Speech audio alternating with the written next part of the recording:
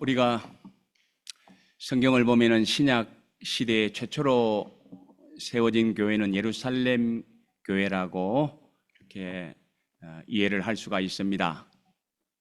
처음에는 아주 연약하게 시작이 됐죠. 그렇지만 시간이 갈수록 아름답게 부흥되어져 갔습니다. 그런데 이 교회가 부흥되는 것을 가장 싫어하는 사람들이 있었습니다. 복음을 반대하는 사람들 아닙니까? 그래서 그들은 사도들이 복음을 전할 때에 박해를 하고 가두기도 하고 잡아서 때리기도 했습니다. 그렇지만 사도들은 거기에 굴하지 않고 어떻게 했습니까? 계속해서 복음을 전했습니다. 그러니까 교회가 점점 더 부흥되어지기 시작했습니다. 그래서 오늘 본문 1절 상반절 말씀을 보면 그때 제자가 더 많아졌는데 이렇게 말씀합니다. 교회는 그렇습니다.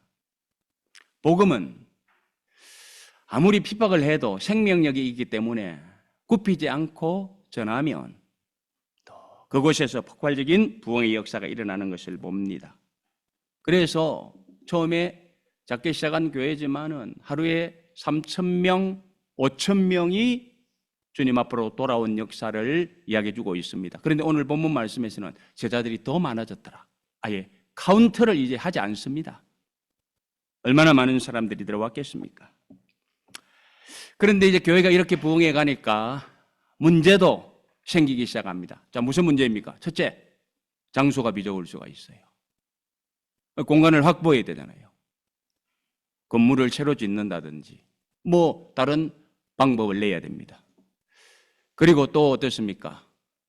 주일학교도 많아졌을 거예요. 교사가 필요합니다.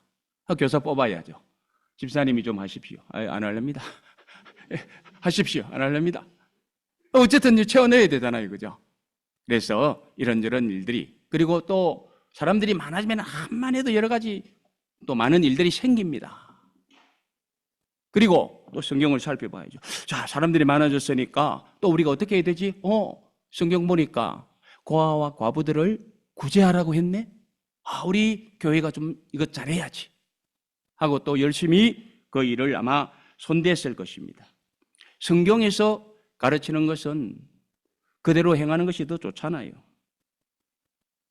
자, 그런데 이제 문제는 이렇게 이제 과부들을 구제하는 일에 열심을 내고 성경 따라서 섬기려고 하다가 보니까 또 문제가 생겼어요. 1절 하반절 말씀 보시기 바랍니다. 헬라파 유대인들이 자기의 과부들이 매일의 구제에 빠짐으로 히브리파 사람을 원망하니 이랬습니다. 예루살렘 교회가 부흥돼 갈수록 성경대로 하라고 한 일을 했는데 나타나는 결과는 사람들이 막 원망하는 일이 생겼다는 것입니다. 사실 이런 일은 교회에서 가끔 있을 수가 있어요. 잘 해나가는데도 원망을 하는 사람들이 있고, 잘 해나가지만 그러나 원망들을 일이 생기기 때문에 원망하는 일도 있습니다. 그런데 지금 예루살렘 교회가 어쨌든 이 과부들을 구제하는 일, 성경대로 하는 일을 하는데 원망이 막 일어났다고 합니다. 자, 그렇다면 이 예루살렘 교회가 성경에서 가르친 그 일을 잘하고 있는데 왜 원망들을 일이 일어났겠습니까? 그 이유는 아마 오늘 우리가 펼친 본문 내용상으로 보아서 예루살렘의 이 주된 교인들 분포는 한쪽은 히브리파 유대인들이었고 한쪽은 헬라파 유대인들이었던 것 같습니다. 그런데 이 두 부류가 있었는데 누가 주도권을 잡고 있었느냐? 그 주도권은 히브리파 유대인들이 가지고 있었던 것 같습니다. 그래서 심지어는 이 과부들을 구제하는 일에 있어서도 헬라파 유대인들을 괄시하는 거죠. 그러니까 당하는 자의 입장에서는 어때요? 서러움이 있잖아요. 그러니까 불만이 나올 수밖에는 없습니다. 그래서 아마도 헬라파 유대인들이 왜 우리를 이렇게 차별대우하느냐라고 막 들고 일어났던 것 같습니다. 잘못한 것이죠. 교회에서 이런 일이 있으면 안 되는 것 아닙니까? 사실 이런 일은 교회가 한참 부흥해 갈 때에 일어난다면 결코 좋은 일이 아닙니다. 그죠? 부흥하는 일에 브레이크가 걸릴 수 있습니다. 아름다운 공동체로 서가려면은요, 첫째, 시비하는 사람이 없어야 돼요. 다투는 사람이 없어야 돼요. 하여튼 아무리 좋은 교회라도 싸우면 어때요? 싸우면 문제가 생깁니다. 반드시 싸우면 부흥이 멈춥니다. 근데 지금 예루살렘 교회가 그런 일이 있었습니다. 저도 한국에서 이렇게 이제 신앙생활 할 때 보면은 교회들이 막 싸우는 것들 여러 교회를 봤어요. 제가 본 교회도. 근데 어떤 교회는 아주 세상 말로 확 쪼그라들어 버렸습니다. 그리고 어떤 교회는 아예 문을 닫아 버렸어요. 왜? 교인들끼리 막 싸우니까. 그 교회 누가 오려고 하겠습니까? 이런 일은 교회가 성장하는데 아주 큰 장애입니다. 그런데 마귀는요, 자꾸 부추기잖아요. 그렇게 하라고 박수 쳐주면서. 그러니까 이제 깨닫지 못하는 사람들, 믿음으로 바르게 서 있지 못한 사람들은 어때요? 조그만 문제가 생겨 좀 불편해도 막 불만을 토로하고 그리고 나서 서로를 막 손가락질하고 공격을 해대기 시작합니다. 그런데 마귀는 그것을 보고 좋다고 하면서 교회를 자꾸 망가뜨리게 만들고 또 사람들은 이 마귀의 농간에 넘어가서 결국 교회를 박살내는 그런 경우가 있을 수 있습니다. 자, 그런데 지금 이 예루살렘 교회가 이런 위기를 맞았습니다. 그러자 이제 사도들이 아마 긴급하게 회의를 했던 것 같습니다. 그리고 2절 보시면 12사도가 모든 제자를 불러 이르되 우리가 하나님의 말씀을 제쳐놓고 접대를 일삼는 것이 마땅하지 아니하니 이렇게 말씀하는 것을 볼 수가 있습니다. 이 말씀으로 보아서 당시 구제하는 일을 총괄하는 사람들은 바로 12사도였던 것 같습니다. 그런데 한번 생각해 보세요. 어마어마한 사람들이 있고 그 중에서 또 많은 일을 해야 되고 구제 일도 담당해야 되겠으니까 12사도가 이 모든 일을 한다라는 것은 아마 손이 미치지 못했던 것 같습니다. 그럴 수밖에 없었을 것입니다. 그러니까 관리도 소홀했을 것입니다. 그런데 이제 교회 문제가 일어나니까 사도들이 깨달은 거예요. 아, 우리가 이 일은 이제 중단해야 되겠다. 하나님의 말씀을 제쳐놓고 기도하는 일을 제쳐놓고 우리가 이 일을 하는 것은 이제 우리가 할 수 있는 일이 아니다. 내려놓고 다른 사람들에게 이 일을 맡기자. 이런 이제 생각을 한 것입니다. 그래서 4절 보시면 이제 우리는 이 일 내려놓고 말씀 전하는 일과 기도하는 일에 힘쓰겠다. 이렇게 말합니다. 그러면서 하는 말 3절입니다. 형제들아 너희 가운데서 성령과 지혜가 충만하여 칭찬받을 사람 7을 택하라. 7 집사를 뽑아서 지금 자신들이 하던 일을 대신하도록 하라고 이야기를 하는 것입니다. 자, 그러자 이제 5절 말씀에서 보면 예루살렘 교회 온 무리들이 어땠다고요? 그 말을 듣고 기뻐했다. 그러면서 믿음과 성령이 충만한 사람 7명을 택했더라. 누굽니까? 스데반과 빌립과 브로고로, 니가노르, 디몬, 바메나, 유대교에 입기간 안디옥 사람 니골라. 이렇게 7명을 택해서 세웠다고 합니다. 그리고 이 사람들을 6절에서 보는 것처럼 사도들 앞에 데려왔습니다. 그랬더니 사도들이 그들을 어떻게 했어요? 기도했다. 안수기도 했겠죠, 그죠? 그리고는 그들에게 이제 최초의 안수집사직을 이렇게 준 것을 볼 수가 있습니다. 그리고 이제 그 모든 일들을 이 집사님들에게 담당하도록 했던 것을 볼 수가 있습니다. 자, 그렇게 해서 아마도 교회의 모든 문제는 다 수습이 됐을 것입니다. 왜냐하면 7절 말씀을 보시기 바랍니다. 거기를 보면 하나님의 말씀이 점점 왕성하여 예루살렘에 있는 제자의 수가 심히 많아지고 허다한 제사장의 무리도 이 도에 복종하니라. 이렇게 말씀하고 있기 때문에 그렇습니다. 자, 그렇다면 이제 예루살렘 교회가 문제가 되는 것 다 정리되어지고 교회가 부흥될 수 있었던 키가 무엇입니까? 3절 말씀에 그 키가 있습니다. 따라서 3절 다시 한번 봅니다. 형제들아, 너희 가운데서 성령과 지혜가 충만하여 칭찬받는 사람 7을 택하라. 이 말씀에서 하나님이 쓰시는 일꾼이 어떤 사람이어야 하는가 3가지를 보여주고 있습니다. 그러므로 오늘 여전도의 혼신예배를 드리면서 우리는 이 말씀을 깊이 들여다볼 필요가 있습니다. 왜 그렇습니까?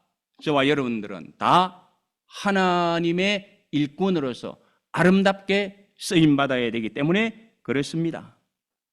그러므로 우리는 이 말씀을 이제 잘 들여다보면서 도전받고 교훈받기를 원합니다. 자, 먼저 하나님께 쓰시는 사람, 쓰시는 일꾼, 성령이 충만한 자다, 이렇게 말씀해 줍니다. 그러므로 12사도들 앞에서 어떻게 합니까? 자신들 대신해 줄 사람을 택하라고 하면서 뭐라고 이야기를 합니까? 너희 중에 성령이 충만한 사람을 택하라, 이렇게 이야기를 하고 있습니다. 자, 그러면 이제 성령이 충만한 사람은 어떤 사람일까? 내 마음대로, 내 생각대로 하는 사람이 성령 충만한 사람일까요? 그건 아니겠죠. 그건 아닐 것입니다. 반대로 성령께서 내 마음 중심에 계시고 그 나를 지배해 주심으로 인하여 내가 그분의 뜻을 따라서 살아가는 삶을 사는 것, 그런 사람은 성령 충만한 사람이겠지요. 자, 그러면 누가 그렇게 살아갈 수 있을까요? 내 마음대로 내 생각대로 살지 않고 하나님의 뜻대로 살고 성령이 나를 지배해 주는 삶을 누가 그렇게 살아갈 수 있을까요? 성경은 그런 삶을 살기 위해서는 기도하면 된다고 합니다. 우리 사도행전 읽어보면 기도할 때 성령이 임하시고 성령이 충만하게 역사하셨잖아요. 예, 기도하면 된다고 합니다. 그 다음에 말씀을 깊이 묵상하고 들으면 된다고 합니다. 이를테면 고넬료 가정 베드로 청해가지고 말씀 듣고 성령 충만은 받았잖아요. 그죠? 여러 가지 말씀이 있습니다. 그런데 제가 강조해드리고 싶은 것은 누가 성령이 충만한 사람이냐? 예수 그리스도를 주로 믿는 사람. 그냥 대강이 아니라 예수님은 나의 주인이십니다. 고백하면서 그분의 뜻에 복종하며 살기를 원하는 마음을 가지고 살아간 사람, 이 사람이 성령 충만한 사람이다. 저는 그렇게 말씀드리고 싶습니다. 왜 제가 그렇게 말씀을 드리고 싶으냐 하면은요, 우리가 예수 그리스도를 믿는다 할 때 이것은 내가 내 마음대로 믿는 것이 아니잖아요. 성령께서 내가 그리스도를 믿도록 해주신 것입니다. 성령의 역사로 되는 것입니다. 그래서 고린도전서 12장 3절 말씀을 보시면 이렇게 말씀합니다. 성령으로 아니하고는 누구든지 예수를 주시라 할 수 없느니라. 믿음의 역사는 성령의 역사로 이루어집니다. 자, 그렇다고 한다면 내 믿음이 점점 새로워지고 내 믿음이 점점 온전해져 가기 위해서는 계속해서 누구의 도움을 받아야 됩니까? 성령의 도움을 받아야죠. 성령께서 계속해서 내 마음을 사로잡아 주셔서 내가 어떤 상황이나 형편에서도 흔들리지 않도록 성령이 나를 지배해 주시는 거죠. 그러므로 내가 정말 주님을 사랑하면서 그분의 뜻대로 살아가겠다는 그런 마음을 가지고 살아간다면 그 사람이야말로 성령 충만한 사람이다. 이렇게 말씀드릴 수가 있겠습니다. 그런 사람들은 하나님의 뜻대로 살아갈 수 있습니다. 그러나 반대로 생각해 보시기 바랍니다. 내가 믿음으로 서지도 않고 그래서 그냥 믿음이 없으니까 어때요? 주님의 뜻대로 살지 못하고 내 생각대로 내 마음대로 살아갈 수밖에 없잖아요. 그렇게 살아가면 어떻게 되겠습니까? 하나님의 뜻과는 별개의 삶을 살아갈 수 있겠죠. 그러면은 그 사람이 문제를 일으킬 수가 있고 죄 지을 수 있잖아요. 어떻게 이런 사람이 성령 충만한 사람일 수가 있겠습니까? 그리고 이런 사람들은요, 하나님께서도 쓰시지 않습니다.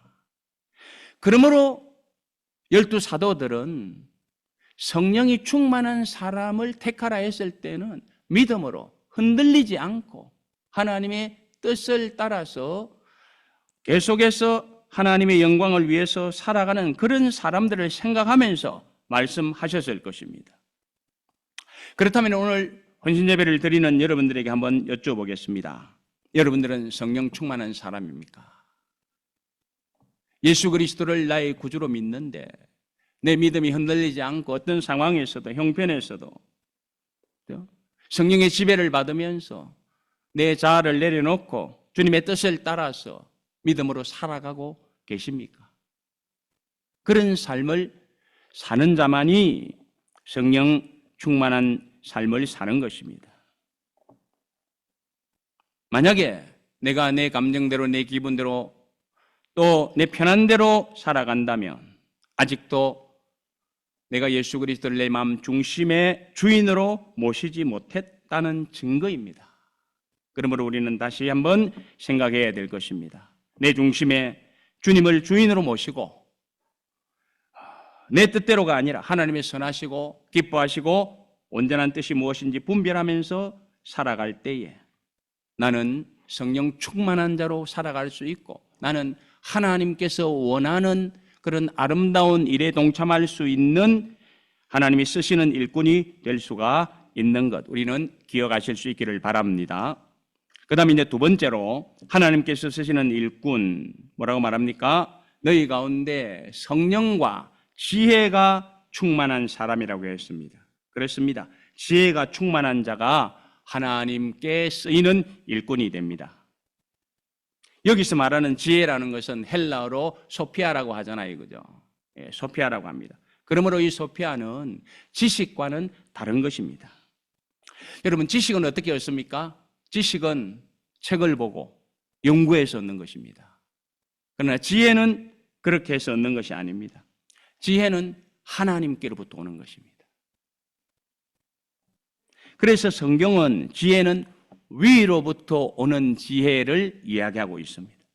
야고보서 3장 17절 말씀 보시기 바랍니다. 거기를 보시면 오직 위로부터 난 지혜는 첫째 성결하고 다음에 화평하고 관용하고 양순하며 긍휼과 선한 열매가 가득하고 편견과 거짓이 없나니 라고 합니다.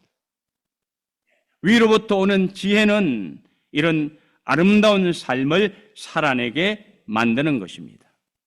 그런데 야고보 사도는 이 위로부터 오는 지혜를 말하면서 위로부터 오지 않은 지혜도 있다, 이렇게 말씀을 합니다. 자, 야고보서 3장 15절 말씀 보실까요? 보시면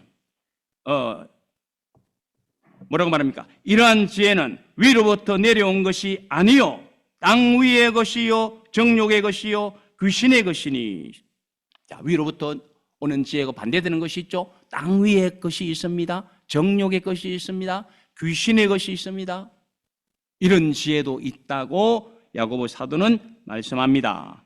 그러면서 그런 지혜로 나타나는 현상이 어떤 것이냐? 야고보서 3장 14절 말씀에서 보면 마음속에 독한 시기와 다툼이 있으며 자랑하며 진리를 거슬려 거짓말하는 것이다, 이렇게 말씀하고 있습니다. 너무나도 대비되는 것 아닙니까? 자, 그렇다면 땅 위의 것이요 정욕의 것이요 귀신의 것이 아닌 위로부터 난 지혜, 즉 오늘 야고보서 3장 17절에서 보여주는 성결, 화평, 관용, 양순, 긍휼, 선한 열매가 가득하고 편견과 거짓이 없는 것, 이런 것을 열매로 내는 이 지혜는 어떻게 얻을 수가 있는가? 성경은 가르쳐주고 있습니다. 잠언 9장 10절 말씀, 여러분들이 잘 아시는 말씀이지만 다시 봅니다. 여호와를 경외하는 것이 지혜의 근본이요. 여호와를 경외하는 것이 이 땅 위의 것이요, 그다음에 정욕적인 것이요, 귀신 것이 아닌 위로부터 오는 지혜라는 것입니다. 여기 여호와를 경외한다는 것이 무슨 말씀입니까? 그분을 마치 이 백성들이 왕을 이렇게 모시듯이 하는 그런 자세를 가지고 하나님을 의지하는 것을 말하고 있습니다. 그런 자세를 가지고 살면 자기 마음대로 못 살겠죠. 왕이 있는데 백성이 마음대로 삽니까? 그렇습니다. 그런 사람들은요, 함부로 살 수 없습니다. 조급하게 행동할 수 없습니다. 깊이 생각하고 살아가게 됩니다. 그러므로 바르게 살 수 있고 죄짓지 않고 살 수가 있는 것입니다. 이런 삶을 살도록 하는 것이 무슨 지혜라고요? 위로부터 내려오는 지혜다. 이 지혜를 가진 자여야 하나님이 쓰시는 일꾼이 될 수 있다. 사도들은 이야기하고 있는 것입니다. 이런 지혜는 어떻게 얻는다고요? 여호와를 경외하면서 얻는 것이라. 그러므로 이 사도들은 너희 중에 성령과 지혜가 충만한 자, 먼저 성령을 이야기하고 그리고 지혜가 충만한 자를 택하라고 하는 것을 볼 수가 있습니다. 그러므로 우리는 또 한번 점검을 해봐야 됩니다. 스스로에게. 그러면 너는 성령의 지배를 받고 살아가면서 지혜롭게 살아가느냐? 이렇게 한번 또 물어봐야 되겠죠. 만약에 나는 그렇게 살려고 노력하고 있어. 그러면 좋습니다. 그런데 아직은 그렇게 살지 못하는데 만약에 그렇다고 한다면은 내가 지금 여호와를 경외하는 데 문제가 있지 않을까? 이것 한번 우리 또 생각을 해보아야 될 것입니다. 그리고 성령께서 나를 더 지혜롭게 해달라고 기도할 필요가 있습니다. 왜요? 성경은 그렇게 가르치기 때문에 그렇습니다. 자, 야고보서 1장 5절 말씀을 보시기 바랍니다. 너희 중에 누구든지 지혜가 부족하거든 모든 사람에게 후히 주시고 꾸짖지 아니하시는 하나님께 구하라. 그리하면 주시리라. 성경이 약속하고 있습니다. 그러므로 하나님께 아름답게 쓰임받기를 원하는 사람들은 이 말씀을 붙들고 지혜를 얻기 위하여 기도해야 됩니다. 지혜롭지 못하면 하나님의 일을 한다고 열심히 하고도 하나님의 영광을 가리는 일이 참 많이 있을 수 있습니다. 그러나 하늘부터 오는 지혜를 가지고 살아가는 사람들은 그와 반대되는 열매를 낼 수가 있는 것이지요. 그래서 사도들은 너희 가운데서 지혜가 충만한 자를 택하라. 그래서 그들이 지금 우리가 하고 있는 이 일을 대신하도록 해야 되겠다라고 말씀하고 있습니다. 자, 세 번째로 이제 하나님께 쓰임받는 칭찬받는 자여야 됩니다. 쓰임받는 자는 칭찬받는 자. 자, 그러므로 사도들은 너희 가운데서 성령과 지혜가 충만하여 칭찬받는 일곱을 택하라. 이렇게 말씀합니다. 여기 칭찬받는다는 말은 무슨 말일까요? 성도들이 신앙생활 하면서 성실하게 충실하게 잘 살면서 중요한 것은 덕을 나타내는 삶을 사는 것입니다. 그럴 때 사람들부터 공식적으로 좋은 평판을 얻게 되는 것, 이것이 바로 오늘 여기에서 칭찬받는 것을 이야기하고 있습니다. 성도가 신앙생활하면서 사람들부터 좋은 평판을 얻지 못한다면 그것은 칭찬받는 사람이 아닌 것이죠. 따라서 목사도 좋은 평판을 얻도록 살아가야 됩니다. 장로도 그렇고 집사도 그렇고 남녀전도회 회원도 그렇고 우리 청년들도 그렇고 누구든지 간에 우리 성도들은 좋은 평판을 얻는 그런 성도들로 서야만 됩니다.